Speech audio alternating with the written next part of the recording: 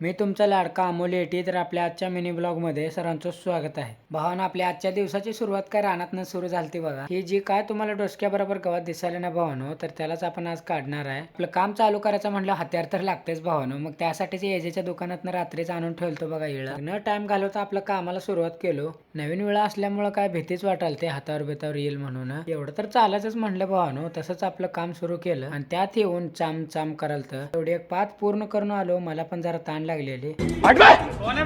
पाण्याच्या बाटलापाशी आलो. ह्याला कापड वगैरे गुंडाळलेलं, कारण की उन्हाचं थंड राहण्यासाठी. असल्या उन्हाचं गार पाणी एकदम ओके मध्ये काम झालेलं आहे आपलं. पाणी वगैरे पिऊन झालं भावानो. मग तिथनं आपली शिफ्ट चेंज झाली. तसं बी 5 वाजता चालत्या. आता काय थोड्या वेळानं काय होतंय म्हटलं, मग तिथनं सरळ घरी निघालो. घरनं परत भावानो एका ठिकाणी जायचं होतं आपल्याला. तर चला बघूया आता कुठं जायचं आहे. आवरून सुटर बिटर घालून कुठं चाललाय तर चला भावानो सांगतो. मेन परत्यात चाललेलो आता मोरड्याला. तुम्ही म्हणणार चायनीज वगैरे खायला चाललाय का काय? तसं काय नाहीये भावानो.